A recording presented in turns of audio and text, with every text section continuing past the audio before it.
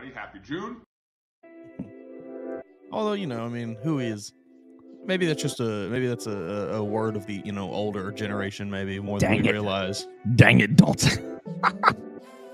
I don't know. I've never heard my grandpa say Hui. He's more of a Fooey guy. This is the Joe Gaither Show on BamaCentral.com. But Fooey is for the F word. Yeah. And Hui is for BS. Yeah, that's true. I think I've always been a fan of malarkey. Love a malarkey. Yeah. Malarkey's in the Hui family.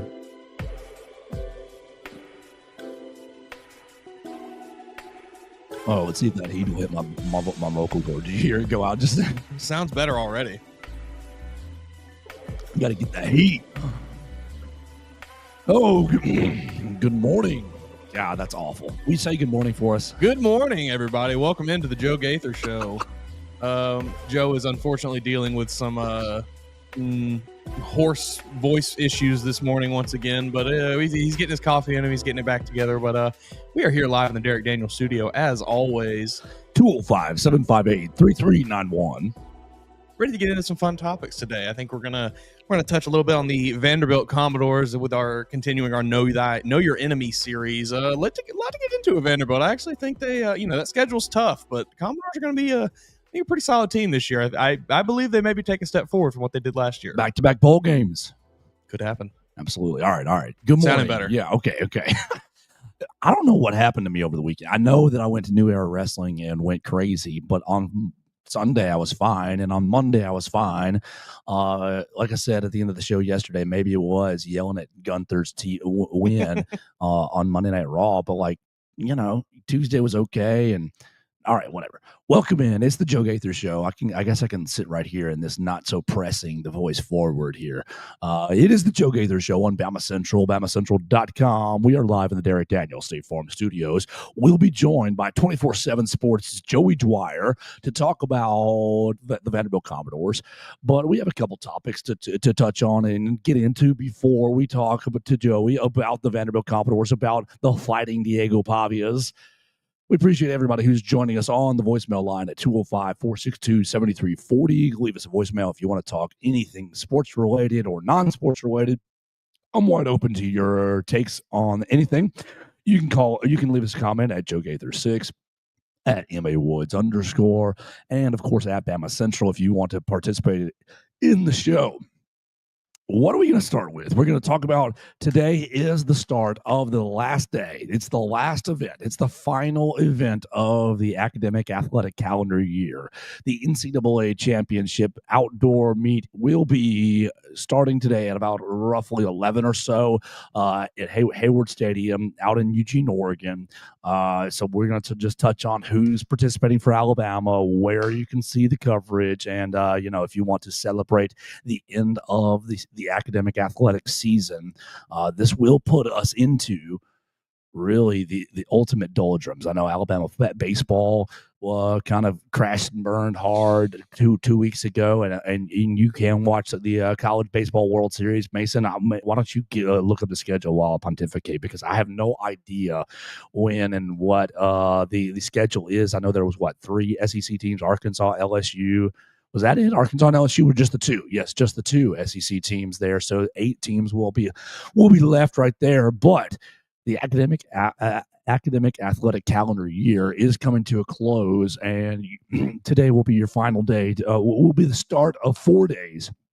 The start of 4 days where you can see some Alabama athletes for the last time until we get into the 2025-26 academic athletic calendar year. Well, they're starting today as well, right, for baseball, or no? It looks like starting Friday. Okay, all right. Arizona, Coastal Carolina is going to be our first game on Friday at 1 o'clock. Louisville, Oregon State, 6 o'clock that night, and then 1 o'clock on Saturday. Murray State and UCLA, 6 o'clock on Saturday. LSU, Arkansas. Tough that they had to pair the 2 SEC teams together. No, love it. I don't care personally, but for anybody that is banging the SEC drum, hate it for them. Crash and burn. It's fine. As soon as I'm glad Tennessee's not here. When Alabama went 0-2, I wished ill will on all the other teams, 13 squads that were in it. And honestly, I was close to being in Omaha and having to go to Omaha. If Vanderbilt had taken care of the business, I might have been. We might be doing this show remotely, and I'm very thankful for you, Wright State, Murray State, Wright State got them, and Louisville got them, and made it a tough weekend. Once the Alabama crashed and burned, I thought the best story here is for all of these teams to crash and burn, and most of them did. They did. I mean, who are we rooting for? I guess the answer's got to be Murray State. Read them again. Yeah, Murray State. We got Arizona, Coastal Carolina, Louisville, Oregon State, Murray State, UCLA, LSU, and Arkansas. Did you say Coastal? Coastal. All right, that's my second. I'll go Murray. Coastal's probably, but they did win however many years within the last. I think there were 19. Was it 19? 18? Okay, it was a little longer ago than I thought it was. So yeah, that's okay. They are the 13th seed. The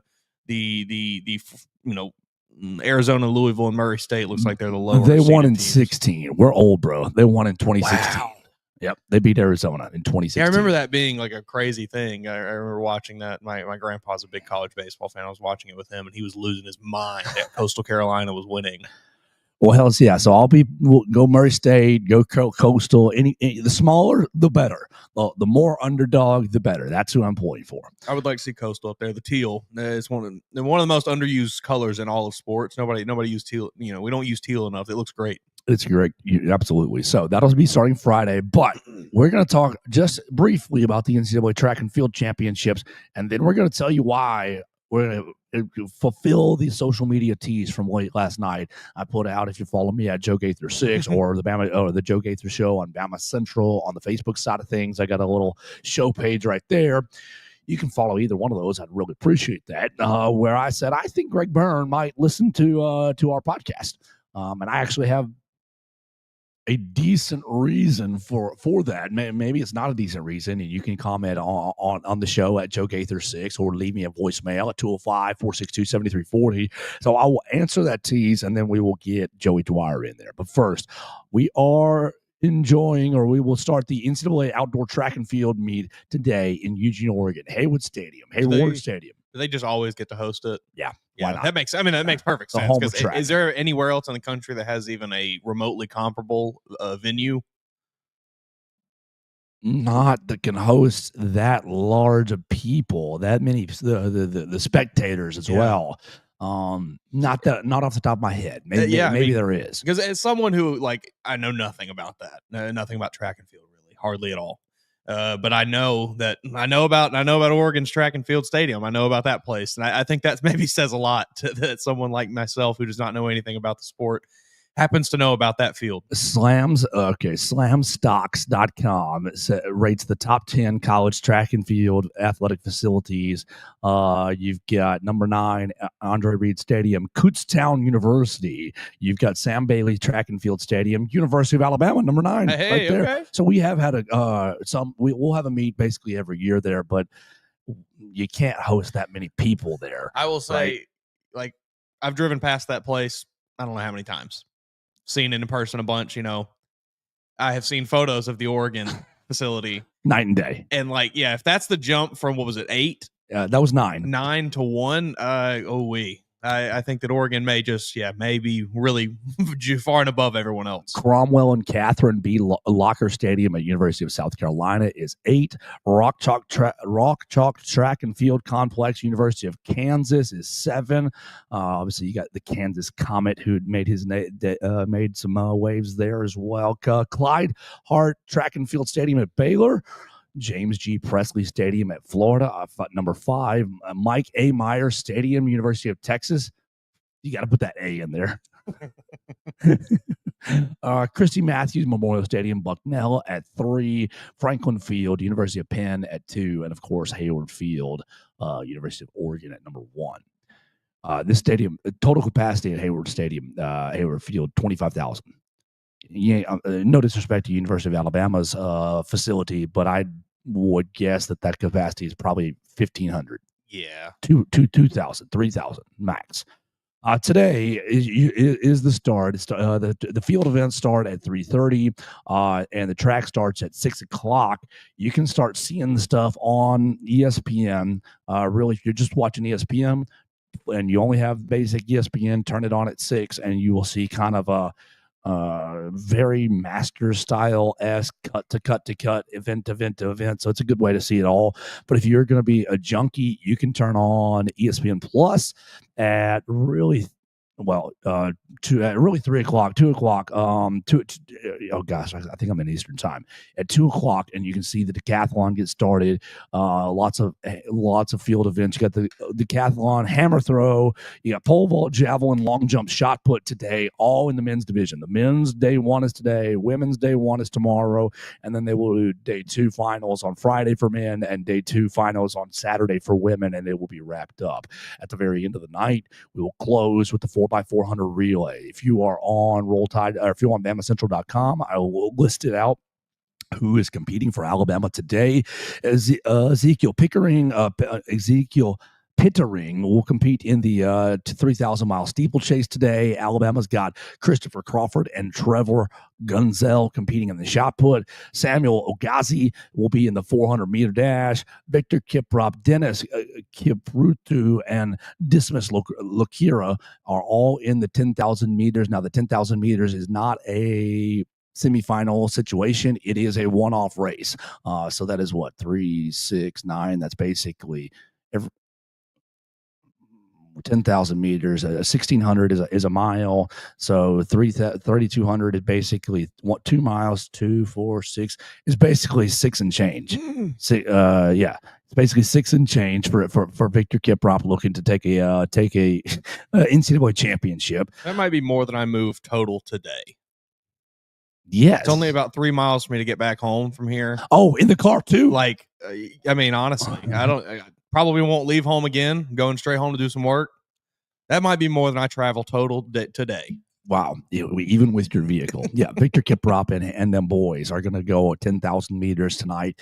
Donald Chiangwa, Samuel Ogazi, Osuma El Buchabi, and Peter Diebold, they will all team together in the final race, the 4x400 meter relay, and that will be a semifinal situation. So basically everybody, all those men are in semifinal situation. They'll have to qualify for Friday's final, except for the 10,000 meter. The 10,000 meter, it's a one-off. It's we ain't making you run 6 miles in 2 different days, fellas. So that will be happening today. Christopher Crawford, Trevor Gunzel are in the shot put. Their semifinal is early in the day. If they qualify for the final, that'll be 6:30 or so, and they'll be trying to bring home a shot put championship. And then we'll do women's tomorrow. The women will have their day 1 tomorrow. We're looking for Doris Lemingole to defend her NCAA championship. Oh, man. So the reason I'm a nerd about this, I love you, Dad, is because of my father, track and field, cross-country coach my entire life, several different prominent high schools in the Rome, Georgia, and Chattanooga area, multi-time state champion, and also Chattanooga Sports Hall of Famer. So I appreciate you, Dad. I will call you later and see if you're watching this and see if you need my ESPN Plus login. So that's what we'll do. Will you pay attention at all, or yeah? No? I tried to get into track one time when I tried to do it as a kid once, and I remember going and asking the coach about it in like middle school, and I didn't want to run. I was like, I just want to do the field events, and they told me I could not do that. Oh, that's not right. Yeah, they made everybody do everything when we were like 12. I guess it makes sense. They make kids just get a wide range, but yeah, I was like, yeah, I'm not running. So I never got into it. Never got the track bug. He didn't give you the default 100-meter dash and just be like, I mean, I wouldn't have done it. It's 100 meters. It's just a whoop. That's more than I wanted to do. Okay. I just, come on, coach, compromise.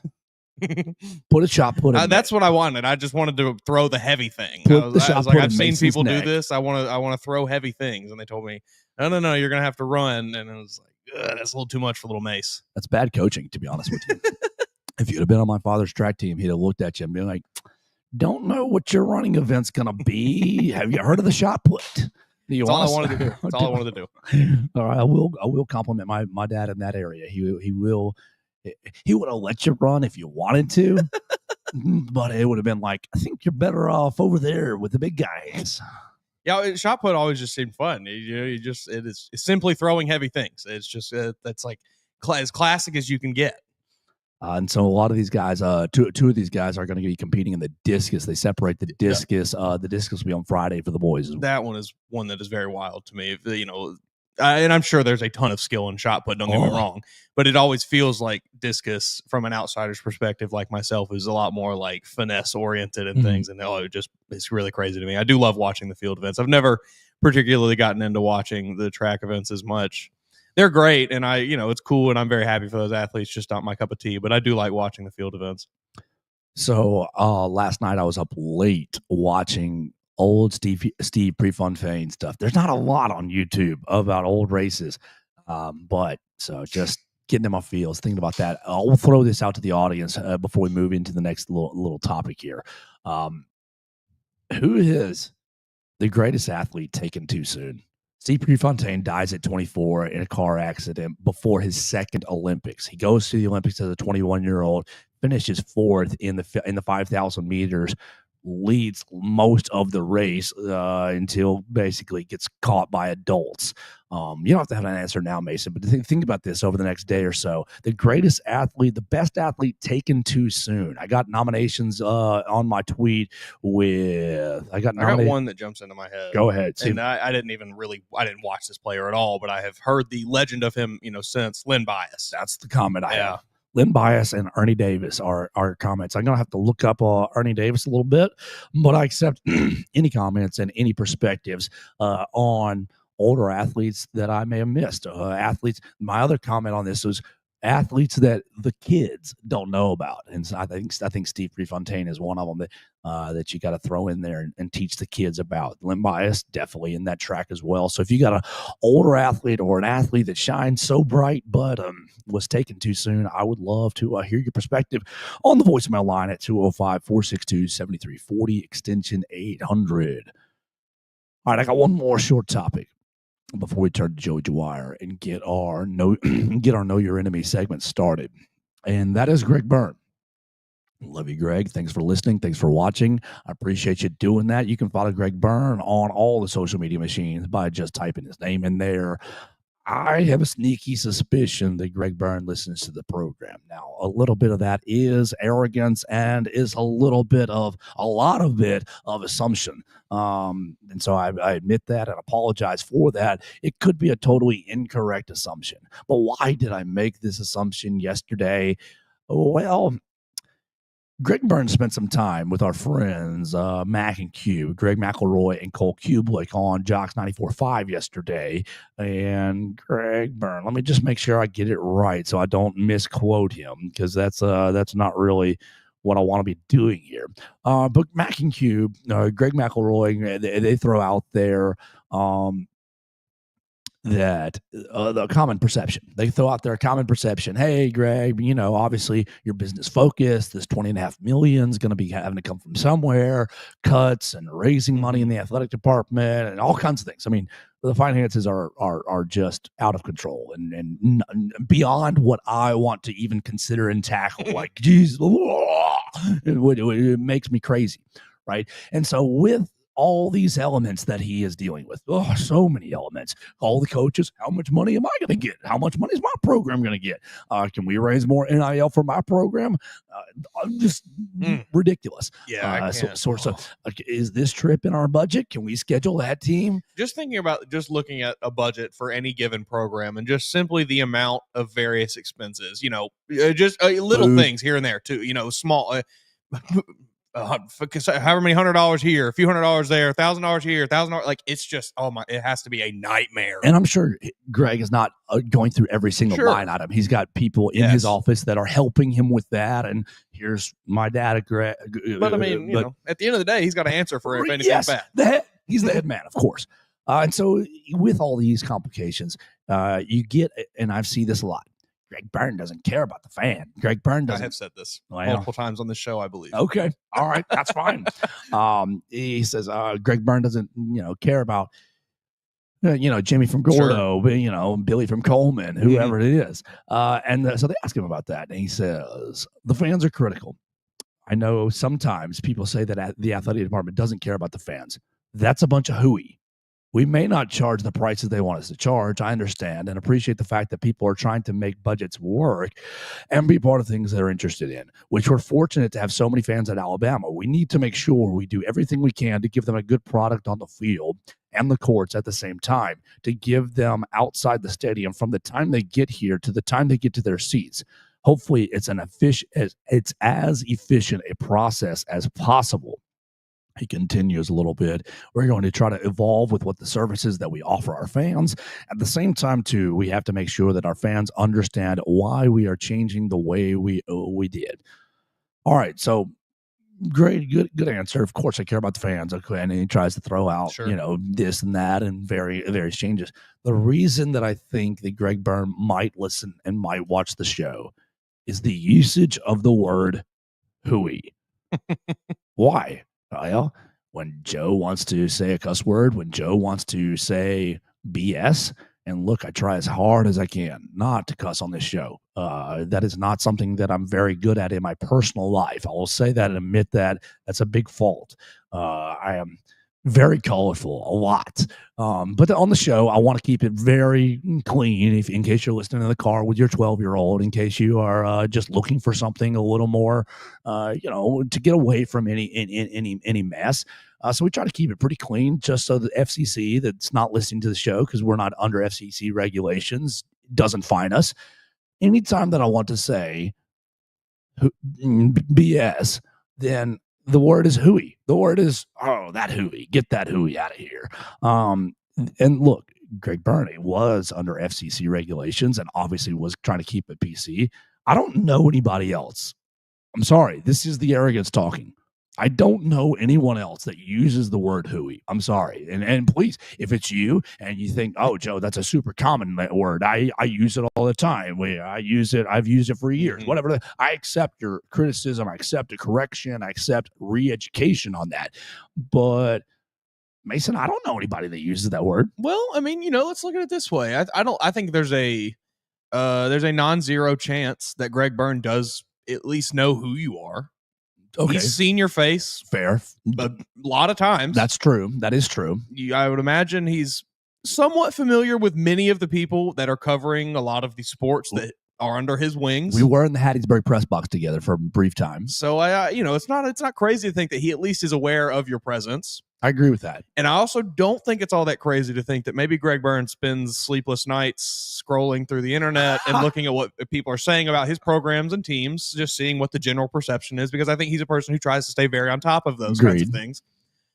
And also that leads me to the conclusion that I wouldn't be shocked if Greg Byrne, it's 2-3 in the morning, he can't sleep this night. He's up listening to the Joe Gaither show, just like, what do these idiots have to say? Well, Greg, if you're listening, keep going, brother. Keep going, sir. Sir. Yeah, I could see him just dabbling in all kinds of various Alabama, whatever it is, whatever show you want to insert, just 10, 15 minutes here, 10, 15 minutes there, just to get a feel what everybody's saying. I could definitely see him doing something like that. Just, he feels like someone who's always very on top of things. I think he has a very good understanding of what the perception of, the athletic department is at Alabama. I don't think he's, looking at things with rose-colored glasses or anything. I think he knows what people are feeling, and he kind of knows the issues that people are having. And, I imagine he maybe does a good job to try to stay as on top of that as he can to get ahead of the perception, and maybe he can, adjust the course there. I appreciate that, and that just made me laugh. Obviously, I saw that word and I thought, where'd you hear that? I think there's a non-zero chance he has heard an episode of this show. I don't think we can say it's a 0% chance. Well, hopefully he's listening today, and if so, then he can make sure that Kalen DeBoer gets the team ready for Vanderbilt. Yeah. I don't think it's. I was on the sidelines with that when the Vanderbilt stuff was happening, and he was just like fire in his eyes. He's just like, get off the field, trying to usher him into the locker room, And look, as an athletic director, you are in a protect my kids mode. Yeah. Protect my kids. Let's not have another Jermaine Burton situation. Everybody run off here. That Vanderbilt moment, the Vanderbilt storming was a whole lot calmer and nicer and less venomous than the Oklahoma storming. Yeah. Yeah, that checks out from every report I've heard, basically from you. I think I miscategorized maybe Greg Byrne's. Like, I don't think that Greg Byrne does not. I think on a macro level, he does care about Alabama fans. Absolutely, the athletic department cares about the fans. They are who drive the profits for the athletic for the program. I just think that on a micro level, if somebody sends Greg Byrne saw an email one day, hey, I'm so and so from wherever Alabama, I can't afford my damn tickets this year. He's gonna say, oh, trash. Right. Delete that email right to the trash. What can I do? Yes, that is what I mean. Like, and I that's fair, I guess. It just kind of sucks that a lot of people who are probably some of the most passionate parts of this fan base are getting priced out of being able to go to games. Like, I'm looking at tickets now. You want to go to a decent game? No. Wisconsin, $125 get you in the door. That's not bad. That's really not bad per ticket. But it stacks not up. Including any fees, not including parking, not including paying for any food or concessions or anything. Single Joe, that's not bad. Joe with wife and 3 kids, that's a whew. Yeah, Vanderbilt, $149 get you in the door. We are taking advantage. We're and this playing is on the revenge factor. Upper deck corner seat. These are not great seats. We're playing on that revenge factor. We're trying to get the Alabama fan base in Bryant-Denny who wants to yell at Diego Pavia. Tennessee, we're jumping up to $280 for a ticket. What? Yeah. He knows we lost those games last year, right? $280. Are you on StubHub? Yeah. Okay, well, that you get a little fees. Yeah. You get a little secondary market there, and those will all come down. I imagine those will come down a little. $280 for a tennis.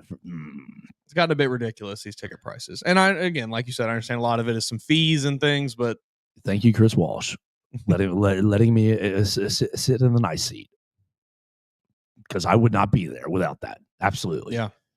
All right, so those are our 2 topics for the day, and now we need to turn our attention. Joey's been sitting patiently. Goodness gracious. Joey's been sitting patiently in the back end. You can follow Joey Dwyer at, let me make sure I have it right, at Joey_DWY, I think is how I have this. Let me double check myself. Yeah, DWY.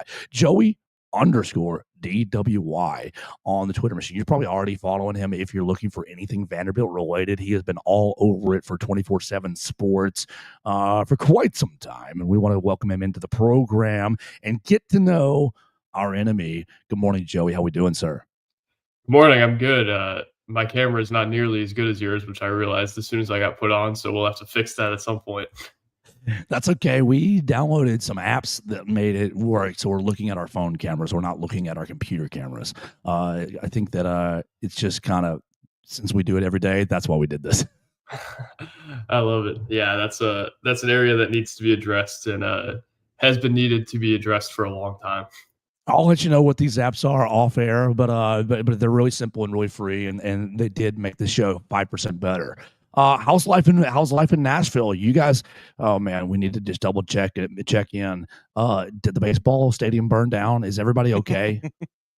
It was a odd day there that day. I don't know that I've ever felt Hawkins Field that eerie, and it was really quiet that day, which was interesting. I think a lot of people were waiting to see if they'd play Louisville that night, and they're at that point. But gosh, that was a day where I don't know, like, I don't know if I'll ever feel Hawkins Field like that again, to where there's just such shock in the building, and it was just so quiet and drained of energy. And man, looking at the dugout after that game too was just unbelievable. So what a day. And I don't think it's burned down yet, but it's not going to look great all off season, because they're going to start a lot of that construction, and gosh, it's going to be a pain to get around there at some point this year.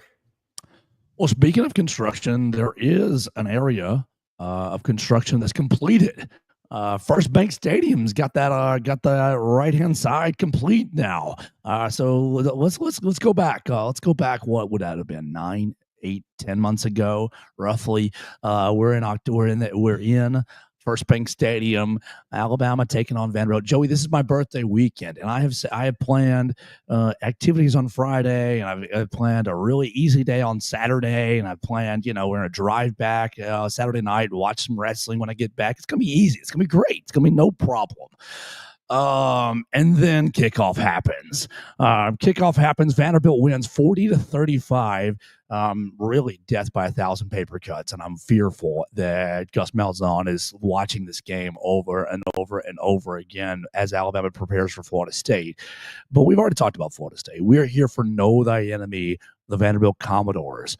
What was your perspective last year as Vanderbilt is pulling off easily the greatest upset in Clark Lee's history, maybe a top 5-10 upset in Vanderbilt football's history?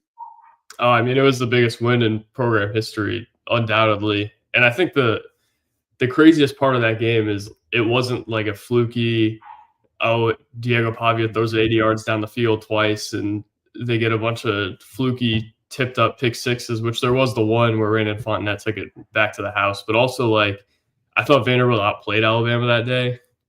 And it's odd, too, because, like, you're watching the offensive line just push Alabama around up front. And then you think about where we're at now, and Vanderbilt's main point of emphasis throughout the offseason was they've got to get a lot better on the line of scrimmage, especially on the offensive side. And you're watching that game, and you're like, well, why do they need to get better? Because they're pushing Alabama around. They're creating holes for Cedric Alexander to run anytime he wants to. If you watched that Vanderbilt team that day, you thought that team had more capability than it actually did. It played pretty much a perfect game, and it'll have to do that again to beat Alabama this year. I don't think there's any doubt about that. But that was the best night in Vanderbilt football history, and it was unbelievable to be in there that night. Whenever they won, I just went and found Diego Pavia's brother to see if he would talk, and turns out he did. And gosh, that was a great move there. Got some content out of him, but he had actually guaranteed a win to me before the game, as did CJ Taylor, the starting field safety for Vanderbilt, or not the boundary safety for Vanderbilt. And gosh, it was an unbelievable situation to where, like, he guaranteed a win to me, and then there's people that were in positions of power that wanted that to not be out and basically forced it to come down, and then they ended up winning. It was an unbelievable turn of circumstance there. So let's talk about this year. Let's spin it forward. How can Vanderbilt build off of Clark? I mean, great season. You almost pulled off a second upset, defeating Texas at home, losing by 3. Just kind of didn't have just enough gas to get that second top 5 win. Did beat Auburn. Thank you for that. It made living in the state a bit better, so you didn't have to hear their side saying, well, y'all lost to Vanderbilt. Well, we both lost to Vanderbilt, so suck it up, and we both got to get better. How did Vanderbilt? We all know you brought Diego Pavia back. We all know you got Eli Stowers. We're all looking at that running back, Cedric Alexander, who tore up Alabama a bit last year. But how did Vanderbilt get better in the offseason? Well, first of all, I think the retention is really the story here. You've got almost the entire starting defense back. You're losing the 2 safeties, but really other than that, you've got just about everybody else back. You got everyone on the defensive line who really made an impact, but Demarion Thomas, who transferred the spring, is back, and the linebackers are back. A lot of the corners are back. They got healthier at corner, and I think the thing at corner this year, and it might be a real determining factor for their defense, is like, are their corners good enough to actually play man? Because last year for long stretches, they're having to sit in zone and kind of just getting carved up. And that was really their downfall. And it really has been for all of Clark Lee's tenure, but they finally have started to, maybe they've put resources into corner in the past, but I think they finally look like a team that has put resources into corner now. They've got Martell Hyde is really their guy. Colby Taylor's back. And obviously he had some penalty issues and some temper issues throughout the year, but when he's on, he's one of the more talented guys on the entire roster. Jalen Lackey should take a year 2 leap. And then you've got Jordan Matthews from Tennessee, the transfer, 2 FCS transfers who both missed last year, one due to cancer, one due to an Achilles injury. So they should be better there. And then offensively, you've got basically everybody back, but the big difference is they really invested in the offensive line. They're not going to have guys play out of position. Chase Mitchell is going to slide inside rather than playing on the outside where he was susceptible at times last year. Jordan White, his former teammate at Liberty, I don't know if they were teammates. I don't think they lined up exactly, but they knew each other. They were both Chris Kanakis guys. Jordan White's going to be probably one of the better centers they've had, especially throughout Clarkley's tenure. And then they've got a couple other transfers who I think could really make an impact there. They look the part more offensively on the offensive line. And I think that's where you start and say, if their offense is going to be improved, that's where it's going to start, right? Because look at Diego Pavia last year. He was banged up basically throughout the entirety of the year, and they don't have the receivers on the outside that they would like to have, I think. They've taken a step back there, and that's probably the biggest weakness of their entire roster. But looking at the offensive line, I think that's where you get some optimism about where this thing could go.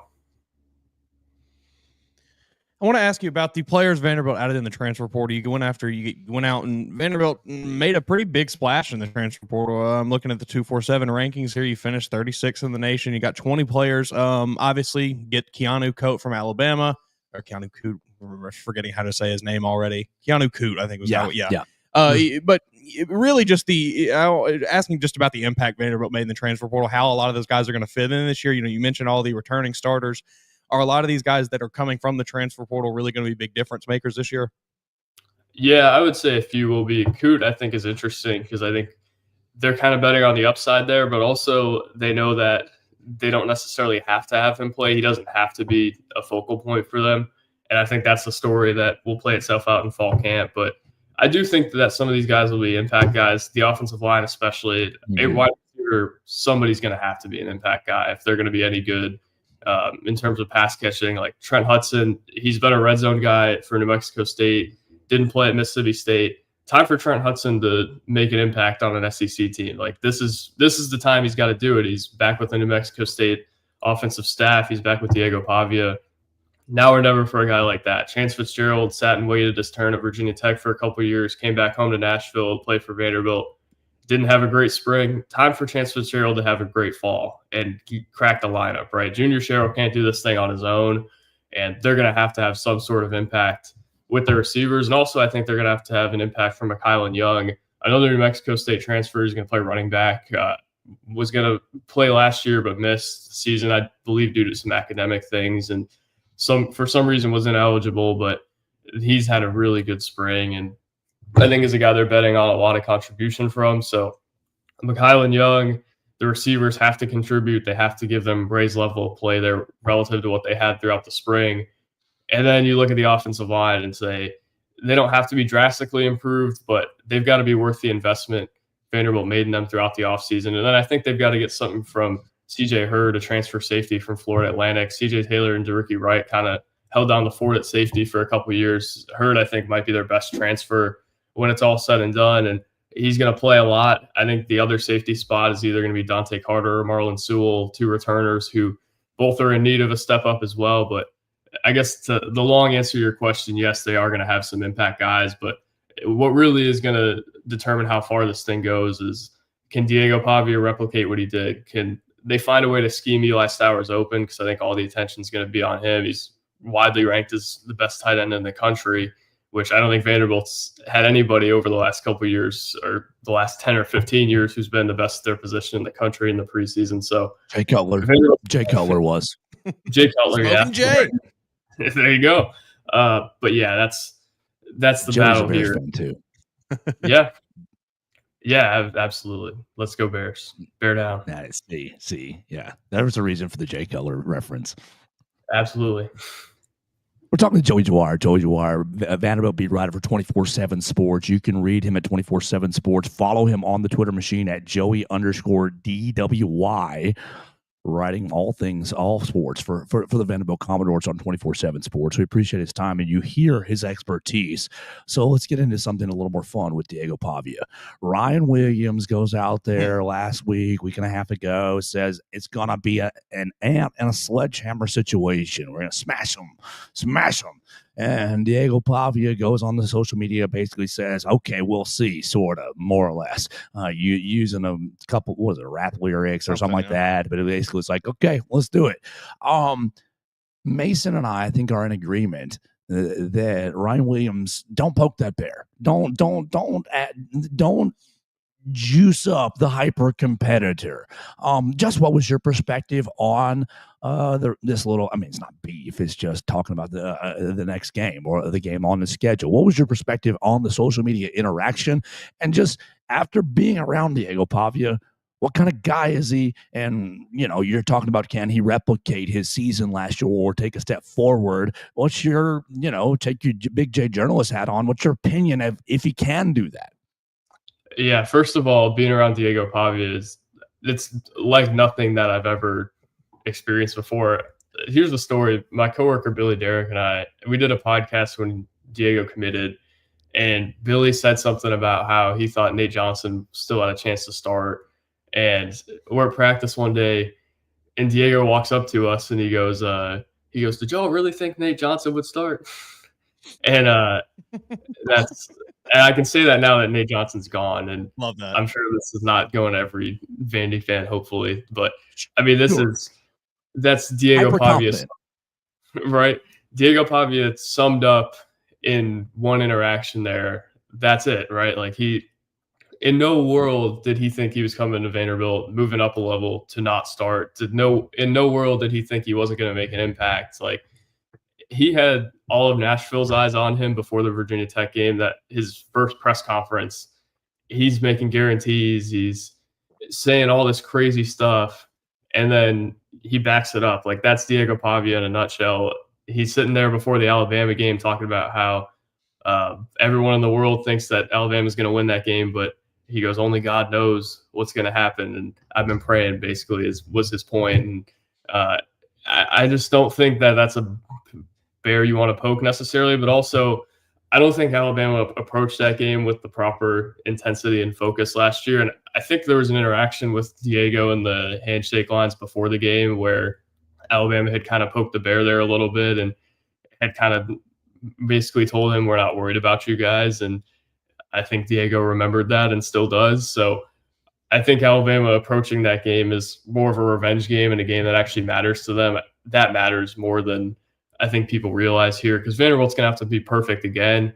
If Alabama plays Alabama's A game and Vanderbilt plays Vanderbilt's A game, it's probably going to be a 10 or 15 point Alabama win, right? So that's where you look. But also, if Diego Pavia and Vanderbilt don't like that comment, I'm sure they have the capability to do something about it, because they did it last year, and it's kind of what they've done throughout his entire time at Vanderbilt. I mean, even back to like that podcast clip, that was in February, and he remembered that in August or September when we had talked to him. I mean, that he's just very externally motivated, and he uses it better than just about anybody I've ever seen. That's what makes him a special player. It's not the arm strength or even the mobility. It's, man, he's just built differently mentally than anybody else I've ever seen. We're signed up with a podcast service, Bubble, and I'm wondering if Diego Pavia uses this, because you can type like your name, you can type anything, Alabama football, and it'll just AI every place where, so maybe Greg Byrne uses it, right? It'll just AI, this podcast talks, Alabama football at this timestamp. If he's just Diego Pavia, and that's where he found Joey Dwyer's comments, and if so, Diego, you're welcome to jump on this show as well. He's cut them all together into like one 10-minute thing that he listens to every morning of just people talking about, Diego Pavia can't do it. Chip on the shoulder. Yeah, let's look at maybe the other side of the coin. I think Mason and I are in agreement. I don't want to speak for you, Joey, but I do think that Clark Lee's got this thing going in the right direction. Let's look at the other side of the coin, though. If it goes bad, if it goes not so hot, if Vanderbilt doesn't return to a bowl game, I think that's maybe where my bar is.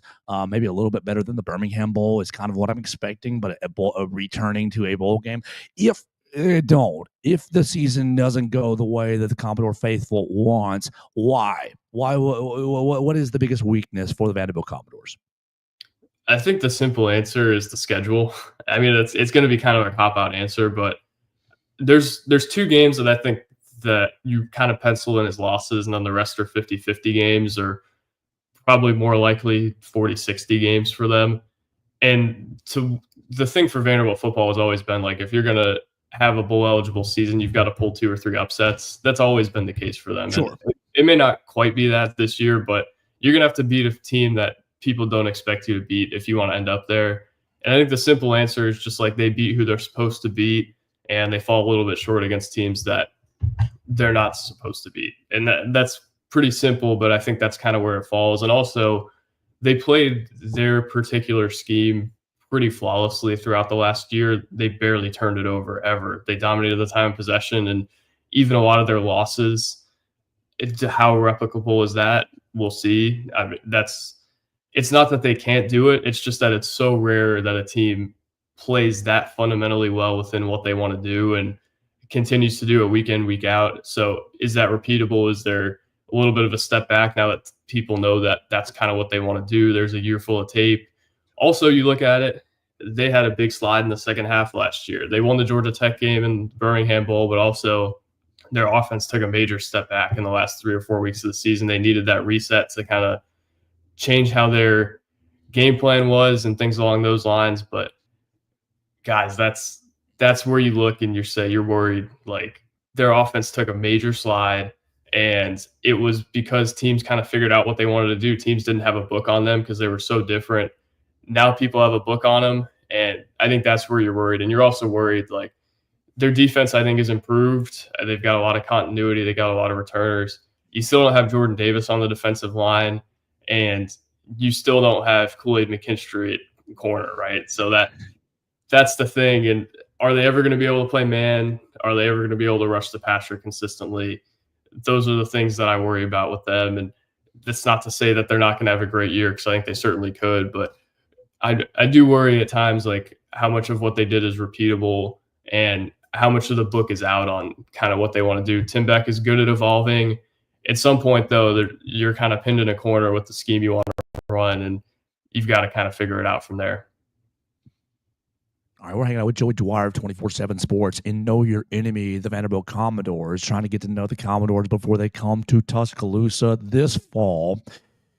Want to get into expectations just a little bit, because I think that you've heard my expectation is make a bowl game again and maybe a little better than Birmingham Bowl. But you live in Nashville and you've been covering the team. You've got the Vanderbilt faithful in your DMs and in your comments. What is the Vanderbilt expectation for the coming season? Are they all expecting challenge for college football playoff craziness? You know how fans are. Or is there any sense of reasonable expectations? I think the expectation within the fan base is probably similar to yours. It's bowl eligible. That's mine too. I think that'd be a successful year for them. I think there is room for them to get a couple more. I think the schedule is difficult, and I think the schedule could hurt them. I also don't think it's impossible to where you look and say there's 4 or 5 games that they have no chance in. I think Texas and Alabama are the two where I think everybody's betting on a loss in those games. You got to go on the road to play Texas. You got to go to Bryant-Denny to play Alabama. Those are difficult games that I don't really know where it lines up for them in that way. But the rest of them, I think they could get maybe without LSU in the win column. I think the rest of them, they probably have a chance in. So I think that's the realistic expectation within the media and the fan base. And guys, it's pretty good. I thought they would win 3 games last year. I said that on a podcast, and somehow it didn't come back to bite me, because I think everybody kind of thought that, except for maybe Diego Pavia and Clark Lee. But even, like, you could tell in fall camp, Clark Lee had you could tell he was defeated some days when he was walking up to do his press conference with us. Like, gosh, I don't know.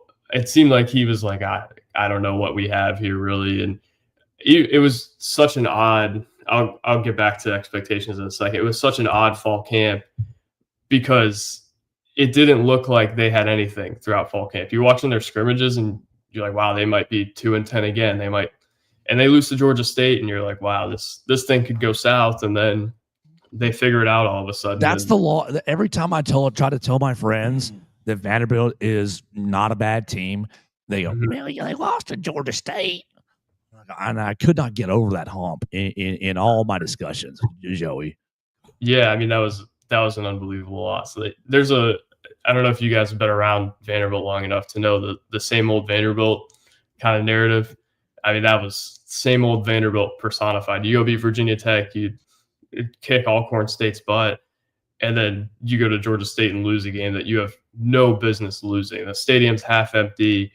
I mean, that was the worst place I've ever covered a game.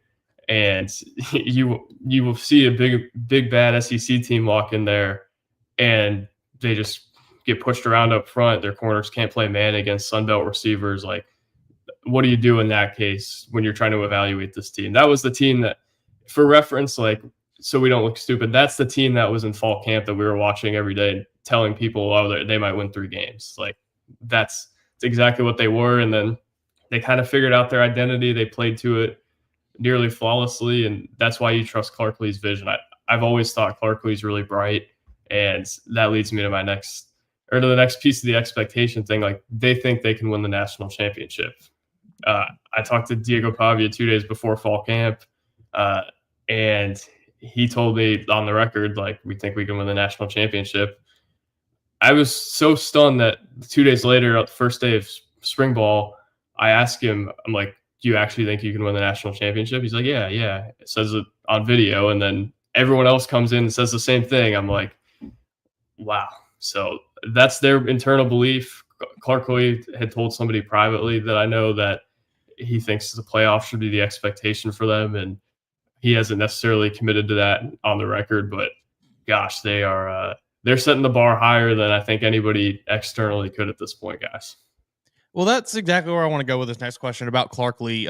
It seems like since he's taken over, he has really put so much effort into building such a specific culture at Vanderbilt of a tough football team that is really not going to get pushed around by anybody. I know we just got done talking about Georgia State, but you said they found their rhythm last year. They really did find an identity, the back 2/3 of last season almost, and I think have solidified themselves as a lot of people respect Vanderbilt as a tough team that is going to not roll over for anybody.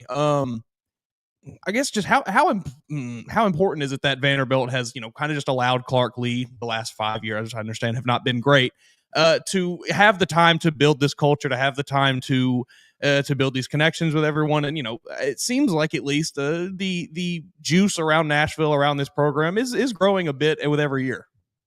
Yeah, I think it's really important that he's had a long leash. You can't build Vanderbilt football with a short leash. You're going to lose too many games.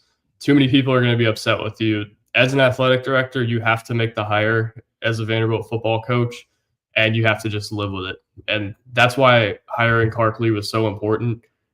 Everyone for a long time has kind of criticized Clark Lee for not having prior head coaching experience, but in my mind, there's always been no doubt that he's the guy to run this thing. Like, he's not looking to jump to another job. He understands the place. He understands how to win there. He understands what you have to do to win there because he's been around the program for so long. He's an alum. He knows Nashville. He knows the people that are watching his program and what their expectations are. You just have to let him do what he does. And I know me and some of my buddies on the beat and elsewhere have given Shay Ralph some crap over the years. She called herself a visionary, and we've always thought that's something that someone has to say about you rather than you say about yourself. Shay Ralph's great, by the way. She's a lovely person. We love to give her crap about that. But Clark Lee, I think in every sense with this program is a visionary in terms of how he has wanted to build it. And he finally got some proof of concept this year. I think it was really gratifying for him. He cried in 2 or 3 post-game press conferences, if I remember right. And it finally all came together for him this year. And I think this coming year is another window for them. Like, if they're going to win big, it's going to be this year as well. And I think that's why they're setting the expectation this way, because in a year, they're just going to reset anyway. They're going to have a new quarterback, a new offensive line, a new tight end. So they're going to reset anyway. Why not go for it this year? This feels like a big year for them. And I think everything came a year later than Clark Lee thought it would come. The 2-10 year, they fully expected to make a bowl game. There was a lot of behind the scenes talk that they thought they had a bowl game team. And then the locker room fell apart. The culture that he was trying to build completely fell apart. And he did some long, hard searching. And Mason, to your point, like, they gave him the leash to be able to do that. Whereas if this was Vanderbilt basketball and you have a season replicable to that, you're fired. But I think the athletic department finally understood, if you're a Vanderbilt football coach, you have to have a leash. You have to be able to make mistakes and have crappy years, because Vanderbilt football has never had sustained success. So if you want to do it, you got to live with some downs. And they finally figured out NIL. We'll see what rev share brings for them. But you feel like they're finally trending upwards, at least in terms of program infrastructure as well as the talent. I think the program infrastructure gives you some confidence that they can maybe win beyond Diego and Eli Stowers. So they're in a good place. And Mason, I love the point. Like, you had to give Clark Lee a couple crappy years to develop this, and he's finally doing it and making Candace Story-Lee look smart in the process.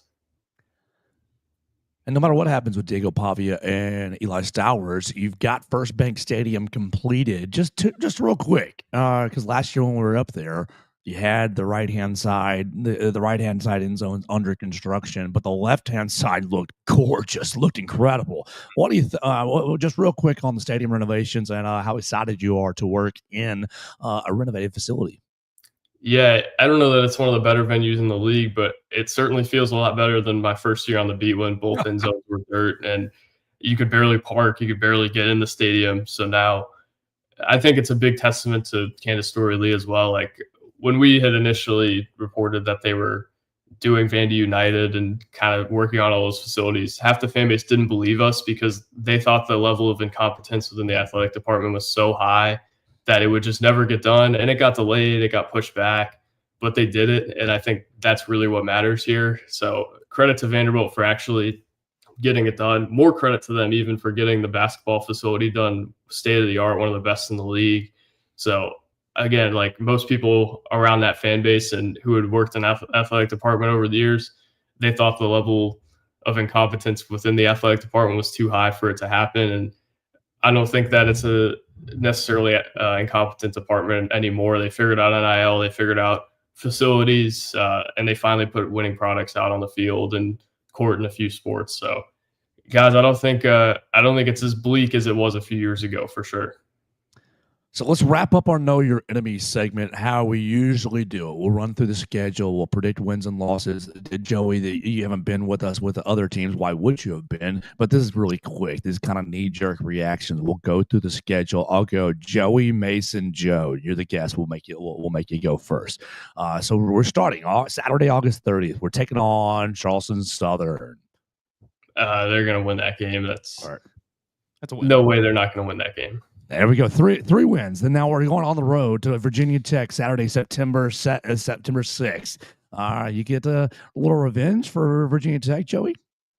I don't know. It's tough to play there, especially if it is a night game. So I don't know. I don't know that I feel comfortable predicting a win there, but I do think they're better on paper than Virginia Tech at this point. I'll probably give them a win for now. Yeah, I think that's a good early test of litmus test for what this Vanderbilt team could be. I'll give them a win. I feel confident. Joey, are you a Metallica guy? On and off, yeah. I'm excited to be there and see all that. That'll be great. Absolutely. I'll go win as well. So 3 wins. We're at 2-0. And then we're going on the road to South Carolina. Mason and I have a deep respect for Williams-Brice Stadium. Do you? I mean, Vanderbilt never, ever beat South Carolina. South Carolina could be 0-10, Vanderbilt could be 10-0, and I would think South Carolina would have a chance to beat Vanderbilt. That's just how it always has gone between those two programs, and I don't see why it'd be any different this year. I mean, look at last year. Like, South Carolina coming into Nashville, people were thinking maybe it was down a little bit. They could push Vanderbilt around, and that was the only regular season game until the last 2 or 3 weeks that Vanderbilt had lost by more than one score. So, yeah, I don't see how they're beating South Carolina. I also think South Carolina is better than Vanderbilt as well, not just because of what the history says. Yeah, I'm gonna have to give this one to the Gamecocks. I think we're in agreement again. 2-1 now. Big revenge game. Will First Bank Stadium be packed to welcome the Georgia State Panthers? I think more packed than it would have been if Vanderbilt had gone and taken care of business. I'm gonna think Vanderbilt's gonna win that game. Otherwise, you might see the north end zone burned down now. I mean, that would be one of the worst losses in recent Vanderbilt football memory. And there's been some really bad ones. So I guess they're going to win that game. But if they lose, I'm almost excited to see what would happen if they lost, just to kind of see. I would probably just walk around the stadium after the press conference and just look. That would be unbelievable. Yeah, I mean every bit of good grace we just gave Clark Lee on this program would be tossed out the window if they lose that game. I'm going to give them the win. Absolutely. Well, I'll go as well. So 3 wins right there. Then we're still at home against Utah State. Oh, my only Utah State memory is 55-0 against them Jordan here Love ain't walking through that door. 2 years ago. So we're keeping the momentum going against the Aggies, Joey. Yeah, I don't see why they would lose this game. This is a win for them, and I mean you're in a pretty good spot if you beat Virginia Tech and lose to South Carolina. That's not a bad way to start the year. Yeah, giving them the win. All right, 4-1 for all of us, and now we're on the road at Alabama. You said we'll pause right here and do a little bit longer, but for the rest of them, you said a minute ago if Vanderbilt plays its A+ game and Alabama plays its A+ game, it's probably 10 to 15 points. You think it's that close? It might not be. That might have been a little generous on my behalf towards Vanderbilt. I'm just poking you. Yeah, I mean, it would take a perfect showing out of Vanderbilt, and it would take another lapse in focus from Alabama, and I don't anticipate that at this point. I'm gonna go Alabama by maybe a significant amount here, because I don't think they're gonna overlook Vanderbilt again. But Mason, what if Alabama has quarterback questions? We've gone a month and we still are worried about who the quarterback is. I mean, are we worried that much? It ain't Tyler Buchner. I'm just looking for other angles. You know, you throw Ty Simpson out there, it's like, all right, we got Mac Jones again. It's fine with me. I'm just looking for other angles. You throw Austin Mack out there, you might have a dynamic talent. Throw Keelan Russell out there, we know you got a dynamic talent. That's true. I'm feeling all right. Whoever it's going to be, I'm giving the win to Alabama here. I think it's, like Joey said, probably going to be a fairly significant margin. All right, 4-2 for all of us now, and then you're back in Nashville.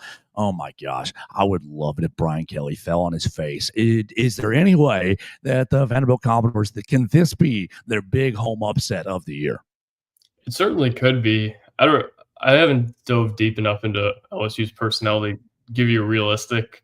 Sure, this is just knee-jerk in June reactions. Right, but I'm thinking like at some point they're going to pull some black magic and find a way to win a game they have no business winning, and this almost feels like an opportunity to do so. But again, like Vanderbilt really hasn't had great history against LSU, and last year didn't really look the part when they went to LSU. So we'll go from there, but I would say that it's gonna be an uphill climb for sure. Brian Kelly's always due for one. Give me the Commodores. Give me the Commodores. Didn't he drop one in Missouri last year? Yes, he did. I believe. I'm going with that as well. Brian Kelly's always due for one bad loss at least. 5-2, we're sitting right there, ready to claim our bowl game, especially as we bring Eli Drinkwitz into town. Missouri's next. Yeah, I kind of love Eli, Joey Dwyer, just to let you know. But love his attitude. Yes. Well, what do you think, Vanderbilt, Missouri? I don't know. Missouri does have some turnover, especially at skill positions. A lot. Yeah, and I don't know that I feel uncomfortable predicting a Vanderbilt win here, just with kind of the state of things around Vanderbilt. I think Missouri's got a lot to prove, and the prediction certainly could change heading into that week. But for now, I would cautiously say Vanderbilt. Yeah, Missouri did not finish the season strong last year, and then they lost a lot of the players that didn't finish the season strong last year. So I'm gonna ride with Vanderbilt again. And we're bowl eligible before November. You gotta be feeling good about that. 6-2, you're feeling great. And I mean, come on, going out to Texas next. Well, you get a week off to recover, and then you're going out to Texas next. I think we probably all are in agreement again, Joey. Yeah, and also like, let's say they're 5-3 instead of 6-2. Let's say they split LSU and Mizzou. Sure. Perfect. And that's still a great outcome for this program and their history. Even if they're 5-4 after Texas, that's a wonderful outcome for where this thing has been and where they want to go in the future. That would be real progress. Yeah, so I'm at 6-3, and some of us are at 5-4. Or that's okay. But then you come back home November 8th against the Auburn Tigers. Man, how much love is Auburn getting this offseason? Am I just a biased person, Joey? Give us a little bit. You know, I see the wide receivers are supposed to be good, and we've hit the transfer portal with the quarterback. Do you believe in Hugh Freeze? What do you think about Vanderbilt hosting Auburn November 8th? I don't know that I believe in Hugh Freeze. I think they'll be better for sure, but I don't know that I believe in him, and I don't know that they're an entirely great matchup for Vanderbilt. But for now, I'm Here's what I'll table this and say they're going to get 2 out of 3 against LSU, Mizzou, and Auburn. That would probably be my guess, and I would guess Auburn would be one of those. Yeah, I think I like Vanderbilt here. I'm not buying. I'm not drinking the Auburn Kool-Aid this offseason. I need to see it to believe it. Need to see it from Jackson Arnold. He did not really impress me last year at Oklahoma. I'm going to need to see it from Auburn before I buy into it. He just needs to roll with Deuce Knight right off the bat. That's what I think he should live and die with Deuce Knight. So his sophomore year is just excellent. Yeah, you spend the whole offseason talking to the administration saying, look at what he did this year. See this stretch of 5 plays that looked like Cam Newton, didn't it? So I'll go with I'll go here with the Commodores as well. So now I'm at 7-3, and then Joey, I'll just tell you, I have no respect for Kentucky, none. Kentucky's going to be. I mean, losing Vince Marrow the way they did, and it felt like he was getting off a sinking ship there. I don't think they're going to be any good, and it's weird to predict. Like it's genuinely jarring to predict this many wins for a Vanderbilt football team in the preseason, but I don't think Kentucky is. I mean, I think Kentucky in a lot of ways is what Vanderbilt was a few years ago. So I would go with Vanderbilt in this way. And who knows, maybe they could shock Vanderbilt. I thought their defense last year was better than people gave it credit for. But also, you lose the assistant that really built a lot of this thing with Mark Stoops. Mark Stoops, for as much as a guy with that much tenure can feel like he's on the hot seat a little bit. And I just think they lost a lot as well. So I would go with Vanderbilt here too. I certainly should go with Vanderbilt. Don't do it. They've got to drop one game somewhere. You're right. They got to. You're somewhere. right. It's going to happen. I'm not doing it against Kentucky. Kentucky's going to be so bad, though. Give me Vanderbilt, but I don't love that. I don't love projecting this many wins. It just feels wrong. It does feel wrong. I have them at 8-3 now, and then we're at our season finale at Tennessee. Probably not so hot, Joey. Something about Tennessee and Knoxville that's true. Prevents me from thinking Vanderbilt's going to win that game. Maybe after I see Tennessee, and if Aguilar's not any good, then we'll go from there. But it's something about being there and watching Joe Milton a few years ago just carve up Vanderbilt, his best career outing. It just needs me. I need to see them beat Tennessee and Knoxville before I predict that they beat Tennessee and Knoxville. There were people predicting they'd beat Tennessee last year, and Tennessee came in and boat raced them. I think the line of scrimmage is going to be bigger in that game than the quarterback play, and that's where I stand for now. I would guess Tennessee wins that game still, even if Tennessee's down a little bit. Yeah, I'm gonna probably roll with Tennessee too. I think, like Joey just said, even in a down year, Tennessee is probably on paper going to be better than Vanderbilt most seasons, and that will probably come into play here. I'll get a phone call from my friend Taylor Gibson if I don't pick Tennessee. So I guess I will pick Tennessee there, and I have Vanderbilt landing at 8-4. Some of us are sitting there at 7-5, but man, either number. You're doing great, Clark Lee. Joey, why don't you wrap it up with final thoughts maybe on those two numbers, or just kind of what people aren't considering about the Vanderbilt Commodores this season?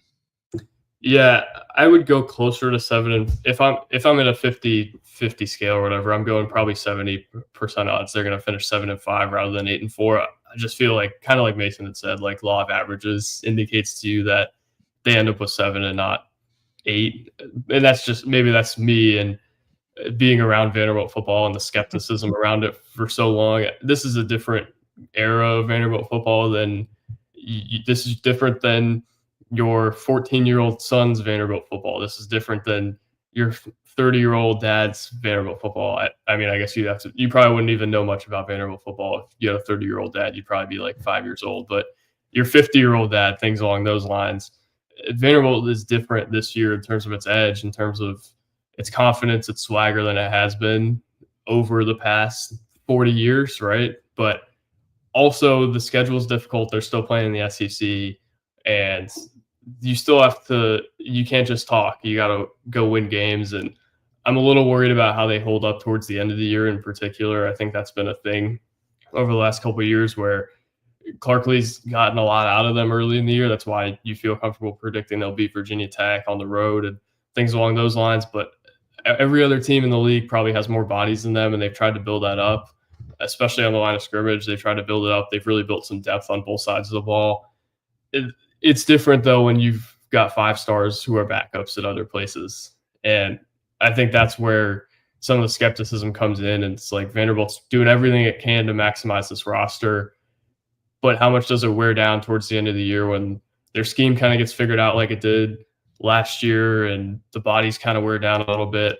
If anybody can right the ship, it's Diego Pavia. But it's weird to talk about this in June, to say like wait for November and see what happens. But I think there is some potential for that, but also this thing is trending upward, and I think it's going to be a really fun year for Vanderbilt football. They're going to win a couple of games that people on the outside are stunned that they win, and they're going to probably not lose a game like Georgia State again. So we'll see how it goes, but I think it's not the same Vanderbilt football that we have come to know throughout most of our lifetimes. He's Joey Dwyer. You read him on 24/7 Sports. You follow him on the Twitter machine at Joey_DWY. Joey, man, I appreciate your time. You made us a whole lot smarter today. I don't know about that. I'll fix my camera quality and maybe get a mic before the next time I come on here. This is unacceptable. It's okay. The sound is fantastic. Yeah, you sound good in my ears, and that's all that matters to me, Joey. I'll see you in Atlanta here in about a month. Yeah, looking forward to it. It will be my first SEC Media Day, believe it or not. Well, it's going to be a lot of fun, and luckily it'll be an easy drive for all of us. So, Joey, I appreciate your time, man, and we'll catch up with you soon.